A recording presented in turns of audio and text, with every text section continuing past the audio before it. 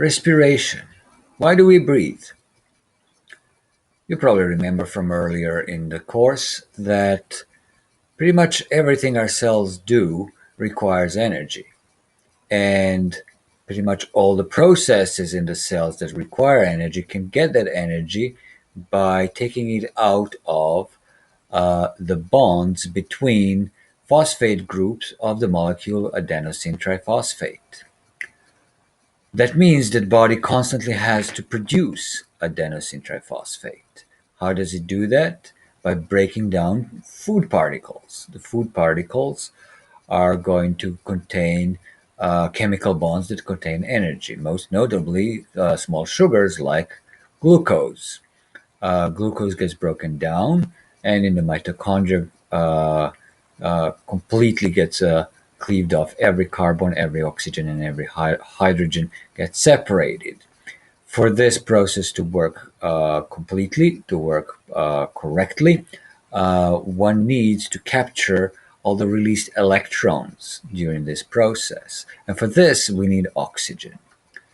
Once the glucose molecule is completely broken down and all the energy taken up by the three phosphate bonds of the ATP, uh, what remains are water and carbon dioxide. Water is normally part of the cells. If there's too much water in the cells, it's going to leak into the intercellular fluid. If there's too much in there, it's going to be taken out by the lymphatic system, be placed into the circulation, and if there's too much liquid in the circulation, then it's going to be filtered out in the kidneys and urinated. So, for pretty much everything that our bodies do, we need energy. And in order to get that energy available to the cells, we need ATP. And in order to get ATP, we need oxygen. And once that ATP is formed, we need to get rid of carbon dioxide. So we need to exchange gases with the outside environment to take in the oxygen from the outside world and to release carbon dioxide into the outside world. That's why we have the respiratory system. Now, uh, taking in and releasing gases is a tricky operation. One needs to have a respiratory surface. A respiratory surface is going to be a very, very, very, very thin membrane that is going to allow the passage of gases between the outside and the capillary, the bloodstream. This makes it very, very sensitive. So, uh, we talked about skin, for instance, and skin is the first and most important barrier, organ barrier defense. Uh, it's thick, it has many layers of cells. There's gunk and goo that makes it all kind of impermeable to water, and things mostly cannot go through the skin.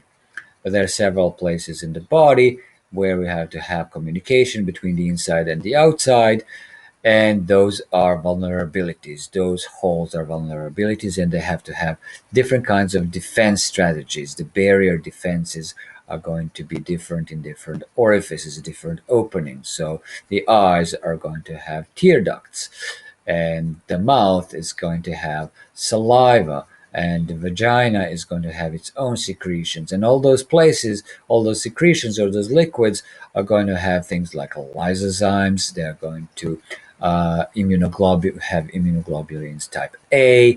They're going to have digestive enzymes, all sorts of things that are going to defend the inside of the body from anything bad that might come from the outside of the body. If something passes through the mouth, goes into the stomach, which is a pH of 1, which means it is, a very, very strong acid that's going to kill and digest pretty much everything that comes from the outside. So those are orifices, those are openings, those are things that are connecting the inside and outside of our bodies, and yet they do have their own defenses, those barrier defenses. The most vulnerable of all is the respiratory system because you have to have gases going to a place where you can't really have that many defenses there, because you have to have a direct approach of the oxygen molecules to a tiny little thin membrane passes through into the bloodstream. That's as straight as you can get to going from the outside to the inside world with very little in the manner of defenses. So the respiratory system had to come up with its own kind of defenses of ways of minimizing that risk. The easiest way to poison an animal is with gas. It's much easier than poisoning by food. So there are a number of structures in the respiratory system that are there to try to minimize the ability of the stuff from the air to come into the bloodstream through the lungs. What are those outside things? That can be dust and soot and smoke, pollen, bacteria and viruses, toxic gases. uh, the respiratory system is thus going to have a long convoluted tract that is going to try to capture as much of this stuff before it reaches the respiratory membranes. So, first thing that the air encounters when entering our nose through the nostrils are hairs. Hairs are going to capture some, especially the largest particles, or let's say a tiny little fly is trying to enter. That's going to get stuck in your hairs at the entrance of your nose. Then you go into the nasal cavity, and nasal cavity is lined uh, by a mucus layer.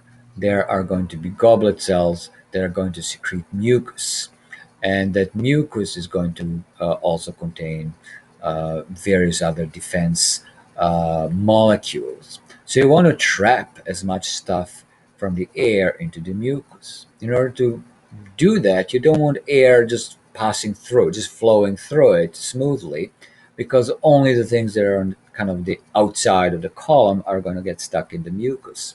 What you want is to make that air turbulent, and that means that all those particles are going to run around in various directions throughout the nasal cavity and get stuck in the mucus.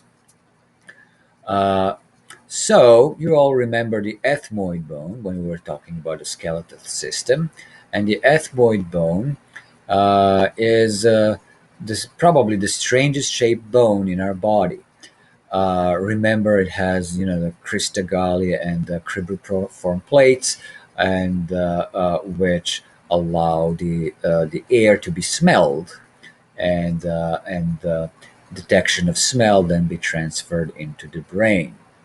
Uh, but another portion of the ethmoid bone, deeper inside of the nasal cavity, is what is sometimes called the turbinates. There are three turbinates on the left and three turbinates on the right. Those are spiral, uh, spiral kind of formations inside of that bone.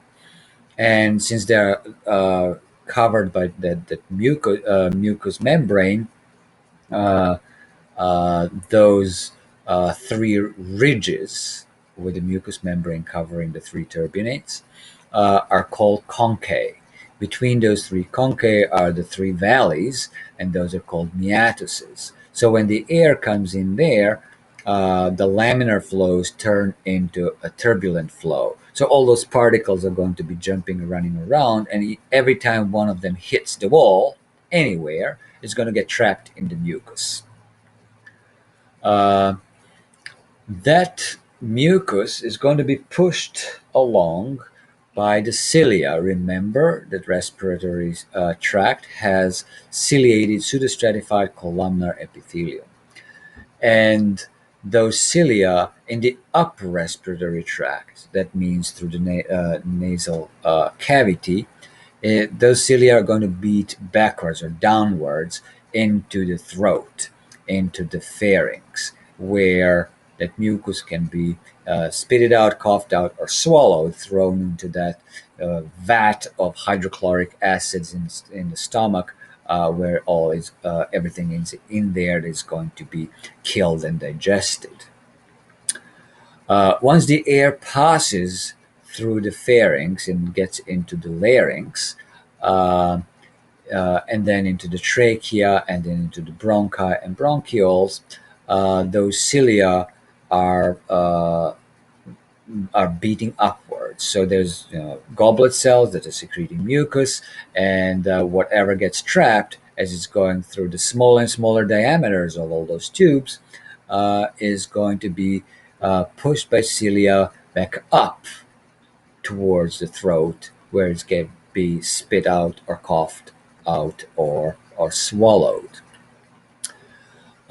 Finally, inside of the alveoli of the lung, there are macrophages. There, they're called dust cells.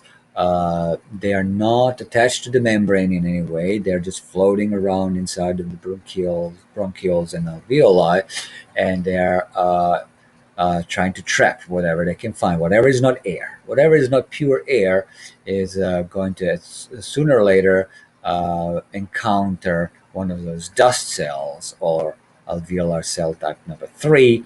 There are that are going to entrap it, engulf it, digest it, and put it into the lymph system, lymph vessels in the lung, and take it into the circulation. Okay, so this is our most vulnerable place. The membrane, the respiratory membrane, has to be wet.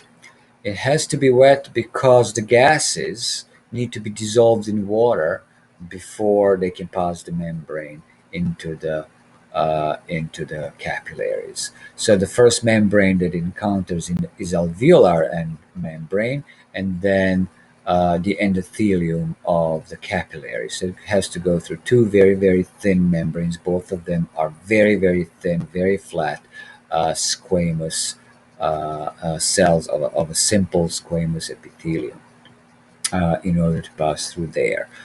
Um, so that is the first site of respiration. The lung respiration is the gas exchange between the air and the blood. And then those gases get transported, and in the tissues around the cells, the capillaries are going through various tissues. Then there you have peripheral respiration, which is the exchange of gases between the blood and the cells.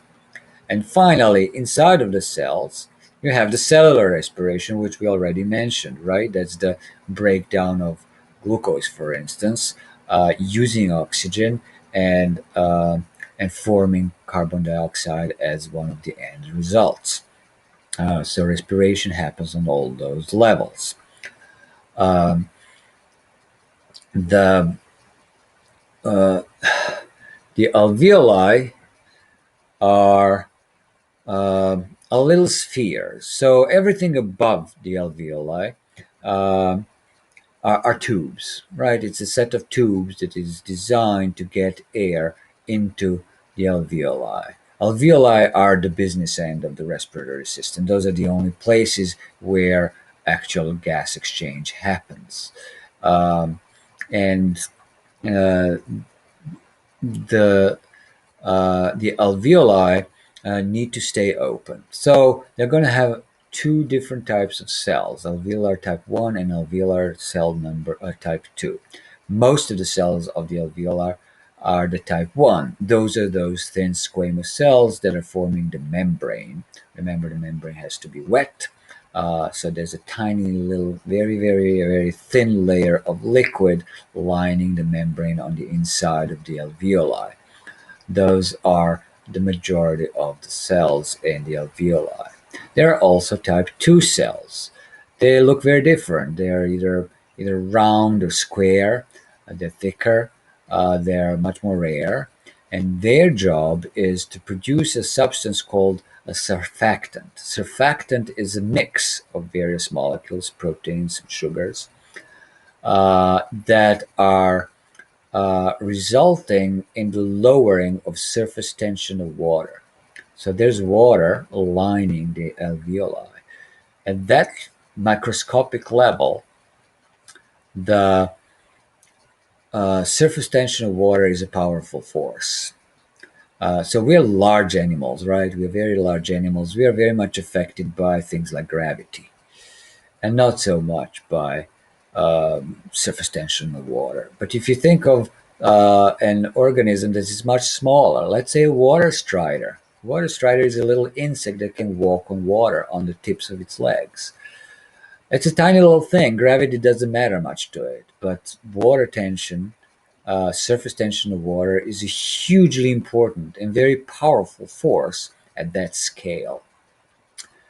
And our alveoli are at that scale. They're tiny. And so, without surfactant, what would happen is that you inhale, and that air coming into the alveoli spreads the alveoli nicely open. The gas exchange happens. And then you exhale, and the surface tension of the water closes the alveoli and it won't open again. So you made one breath and then you die. So surfactant lowers the surface tension force of the water so the alveoli stay open while you're exhaling. That leads us to scaling, right? I mentioned the word scale already, and you should revisit that handout on scaling in B monster movies and see what it says about the Incredible Shrinking Man. Remember that in scaling, whenever you increase or reduce something in length, you are at the same time increasing or reducing the surface by its square and the volume by its cube. So, Incredible Shrinking Man has a much, much, much less of a volume of the whole body. And yeah, his lungs are going to have a smaller volume. But what is important in respiration is not the volume, it's the surface. It's the surface area of all the alveoli combined. The surface area of kind of an average human, total surface area of all the alveoli is about 50 square meters. That's about a quarter of a tennis field. That's a pretty large area.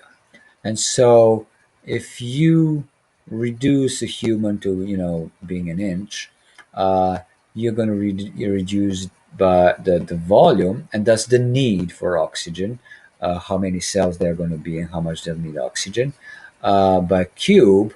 But you're going to reduce the surface area only by the square. So you're not going to have a problem with uh, with, with the surface area of the respiratory membrane. You're going to have plenty enough to supply sufficient oxygen to that small body. The problem at that scale is the surfactant. The problem is there is no such mix of chemicals that can reduce the force of surface tension of water at that scale, which means that the Incredible Shrinking Man would die because his alveoli would collapse because his surfactant would not work. Okay, when you inhale and that air goes through all of that, conductive tubes, the nasal cavity and pharynx and larynx and trachea and bronchi and bronchioles, uh, the air goes in into the alveoli and then air goes out. When you exhale and air goes out, what is happening is that you can't push all of the air out, right? Some of that old air is going to stay inside of the alveoli. So, what is this called is uh, dead space, respiratory dead space. So all the air that goes into the trachea and bronchioles and all this stuff and doesn't ever even get into the alveoli. You have inhaled half a liter or something, and it's not even getting to the alveoli, and then you exhale it again. That's dead. That was in dead space. That was not used. All of the air that goes into the alveoli itself is going to participate in the gas exchange, but first it's going to mix with the stale air that's already there. It's not a very efficient way of uh, breathing. There are animals that need a much more efficient respiratory system. We are talking here about birds and related to them, dinosaurs. They need to fly. Dinosaurs had to be were very very big, and so they needed to extract more oxygen out of air with each breath in order to be efficient to be able to fly over the Himalayas or to fly for 1,000 miles without landing. And so birds and dinosaurs had a different organization. They don't have the alveolar dead space. When they inhale, sure, air goes through a very long trachea and, fills all of that, that kind of dead space. But instead of going into the lungs, it goes into the air sacs. Remember that the bones of the birds are hollow and they are filled with air sacs. There's a little membranes covering the insides of those holes in the bones, and the air sits there. And then in the next step, in the exhalation, all of that air from the air sac gets pushed over a lung. But the lung looks differently. It's not a sac. There are no alveoli in birds. That air goes over the lungs that looks like corduroy. So there's a lot of little, there's a, yeah, a piece and a piece and another piece and another piece and another piece. So there's a bunch of kind of leaves of the lung, and the air is flowing across of that and out through the trachea and out of the mouth. And as it's passing over the lung, those lungs are the surface of the lungs is full of capillaries, and those capillaries are flowing. The blood through those capillaries is flowing backwards in the opposite direction from the air. Air is going forwards to be exhaled, while the capillary is moving the blood backwards, which means we have air and blood going in opposite direction. What is going to happen is a counter current exchanger. At every point of the lung, there's going to be a tiny little bit more oxygen in the air than in the capillary, which means that the oxygen is going to go down its concentration gradient into the blood, everywhere, into the blood. Next part of the lung into the blood, next part of the lung into the blood. To the end of the lung, still the last parts of the oxygen are going to be moving from the air into the blood. So the lungs of a bird are going to extract maximum amount of oxygen out of the air as possible. In comparison, our lungs are very inefficient. There's all this mixing of the stale air and the fresh air before any kind of gas exchange happens. And that is because we have alveolar dead space, which birds don't have. Okay, so as far as anatomy, actually, your textbook is excellent. It has a lot more detail about all of this, including the anatomy. Um, Respiratory system, while it's taking in air in and out, is going to do all sorts of other things. For instance, it's going to sample the air for smells. Um, it's going to uh, be a part of control of pH, because if you exhale more carbon dioxide, you're going to uh, reduce the acidity, which means increase the pH of the blood. So if you are suffering from acidosis, that is going to trigger hyperventilation. You are going to exhale more and more and more carbon dioxide, which is going to bring your pH back to normal. On the other hand, if some other reason forces you to hyperventilate, you might end up with alkalosis, which means that the pH of the blood is going to become too high, too alkaline, too basic, which can be a problem for how the rest of your tissues and cells are performing their functions. Lungs do other things. For instance, lungs secrete a hormone or enzyme called ACE, which is an important part of the renin-angiotensin system, which we are going to cover in detail when we get to the urinary tract.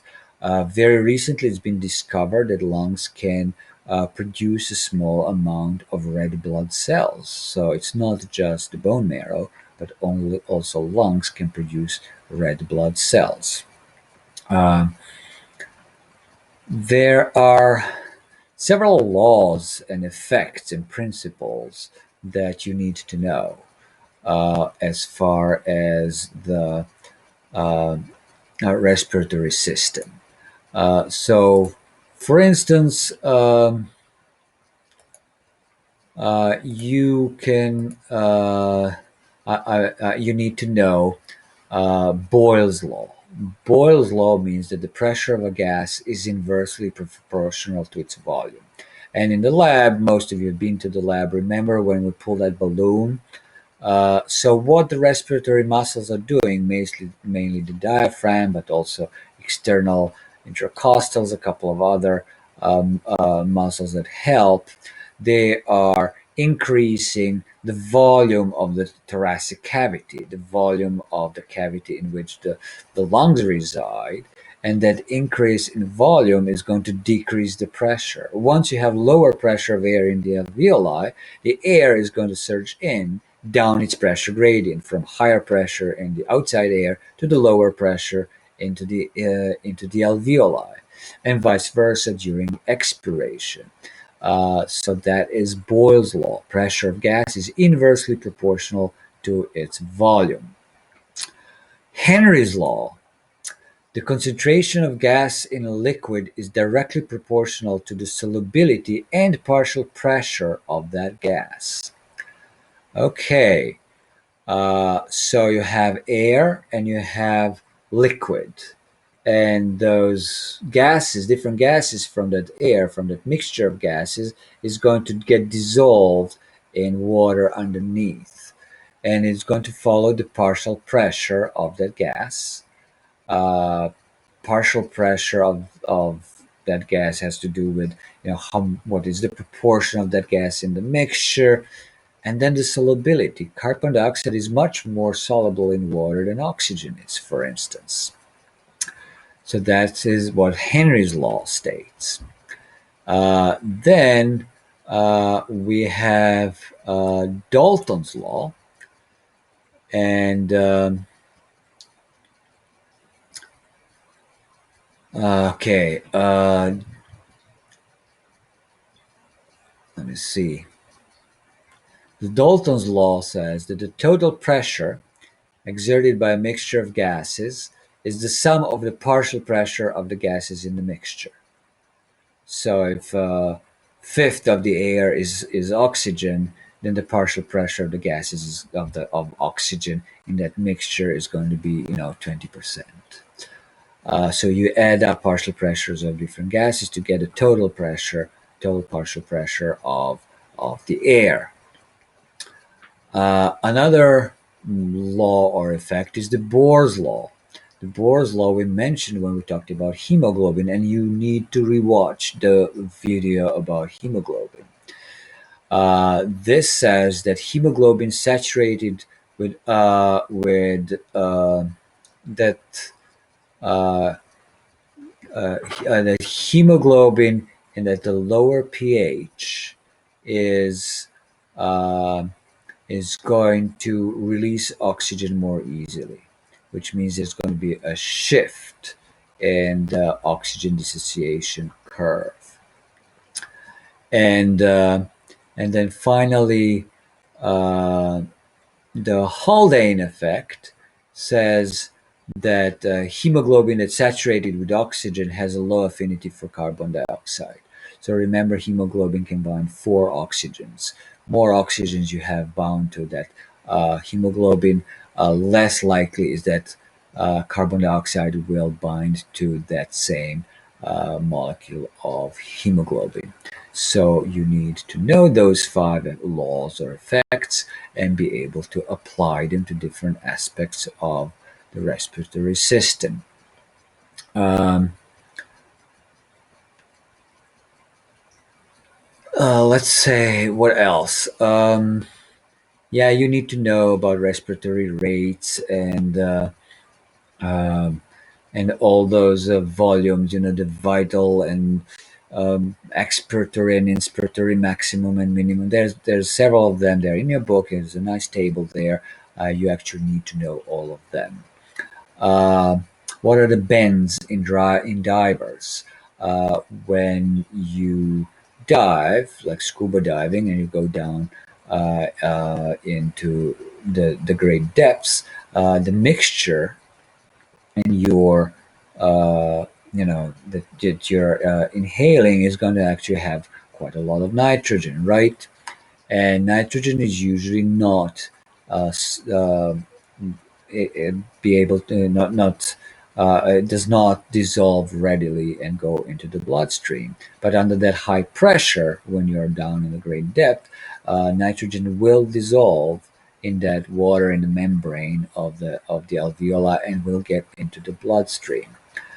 And so when you are going back up to the surface, if you go really, really fast, that nitrogen is going to get out of the solution where everywhere in your body is going to make bubbles. It's going to make bubbles of nitrogen because that nitrogen is now not dissolved in water. It's not dissolved in blood, which means it has to separate itself from the liquid. It's going to make bubbles. Those bubbles can get stuck in important arteries or veins or capillaries and make you sick.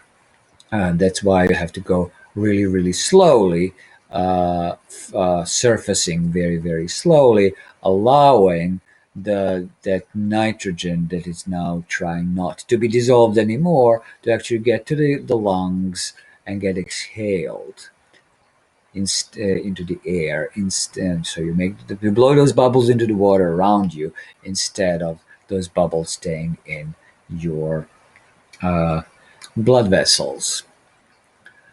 If you go to a very high altitude very suddenly, you take an airplane and go to the base camp of the Mount Everest, you're going to suffer from altitude sickness.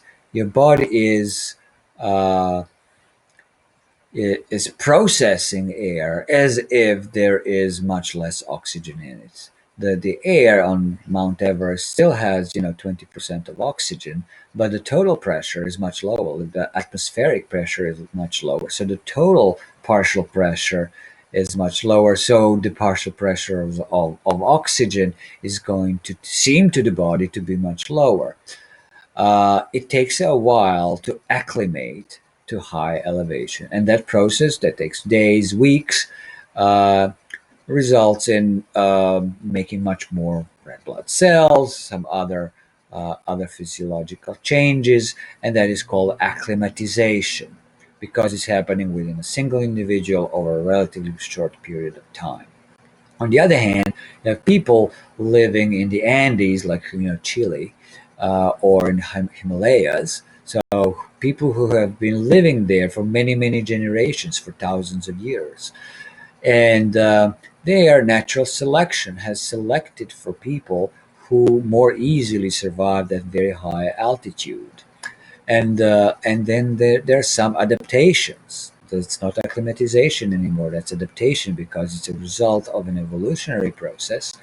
And if you meet people from those areas, doesn't matter if they live now somewhere very low, like here, uh, they're going to have big barrel chests that a much greater kind of volume of the thoracic cavity, a greater size of the lungs, in order to be able to process a kind of a thin air where the total pressure is low and thus it's harder for the body to extract oxygen out of it. So that's a difference between acclimatization and adaptation.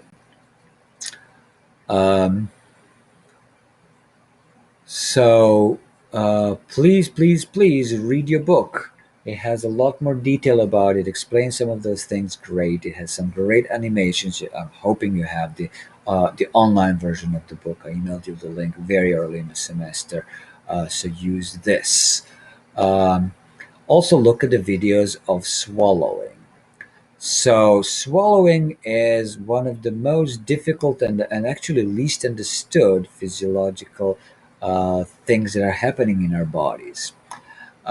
So, early in the vertebrate evolution, you had fish, and fish lived in water. They did not have lungs, they had gills. And gills work the same way. They are a respiratory surface, and you're moving water over the respiratory surface. That's breathing for the fish. Just like we are moving gases, the oxygen, over our respiratory surface by breathing in and out. Or the birds move the air over their respiratory surface by breathing in and out.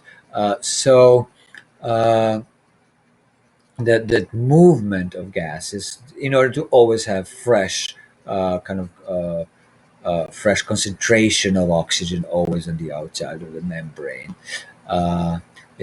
That's breathing. Respiration is gas exchange. Breathing is the movement of air over the respiratory membrane. So uh, once you get on the out of the sea and onto the ground to the amphibians, reptiles, mammals, and birds, you had to evolve lungs, and the lungs evolved as embryonic uh, embryonically from the endoderm. They're like outpouches of the intestinal system, uh, and their position is in a weird place. What is happening is the digestive tract and the respiratory tract have to cross. What is dorsal and what is ventral was determined by the fishes, and you can't go back. And which means that choking is a big hazard for all the terrestrial vertebrates because air is going in and out and the food is going in and out. And if the food goes into the lungs, it is going to result in pneumonia, bronchitis, or pneumonia. Because, well, as we said, that's one of the most vulnerable places in the body, your lungs. And there's a lot of effort by the respiratory system to prevent anything from going in there. And we're talking little dust particles. And if you get a lot of food or water going in there, you're going to choke. This is going to be bad. And so evolution had to come up with some kind of a system to prevent this from happening. And it came up with the larynx. The larynx is a set of cartilages, and you need to know the names of those cartilages: the thyroid, the cricoid, and the epiglottis. Epiglottis is the key one here because it's movable. It's attached to the muscles that are going to close it every time food is going from the mouth over it into the esophagus. And it's going to open every time you are allowing air to go from the nasal cavity down into the trachea. So epiglottis is the one that's going to open and close, open and close, open and close, preventing the food and water from going into the respiratory system.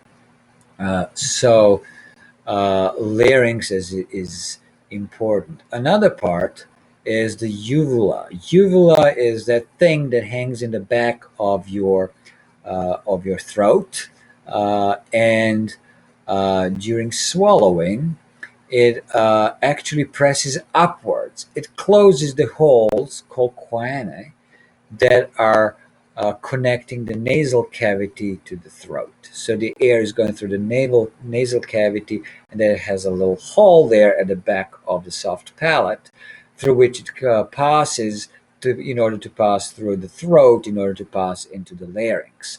So uvula is going to go up during swallowing, and it's going to push against the choana. It's going to close that hole. So if you're eating any food, the food doesn't go up into the nasal cavity, just like epiglottis prevents the food from going down into the trachea. Um, so air is then going to go through the larynx, which is built of these cartilages. On the inside of the pharynx are two folds, one on each side, one on the left, one on the right, and then under them another pair of folds, one on the left, one on the right. Those on top are called false vocal cords, and those on the bottom are called true vocal cords. When you are swallowing, those vocal cords get together. And if anything passes through, bypasses the epiglottis and tries to fall through, it's going to get stuck on the vocal cords. And then it's easy to cough it out. If it does pass through, there's going to be a strong cough reflex, especially at the very end of the trachea before it branches into the two bronchi. After that, there's not much of a cough reflex. When you're not swallowing, when you're breathing, the air is passing by those vocal cords. There are all sorts of little muscles there that are going to uh, make those vocal cords either tense or more relaxed. And if you're pushing air with a greater force the uh, through the larynx by exhaling more forcefully, uh, the vibrations of those membranes is going to produce sound. And tighter the membrane, so more you pull uh, those muscles are actually pulling the cartilages, and the cartilages are pulling at the folds. So more tight those become, higher the note, higher the pitch of that sound. If they're a little bit more loose, you get the deeper pitch, the deeper sound, the deeper note, lower notes.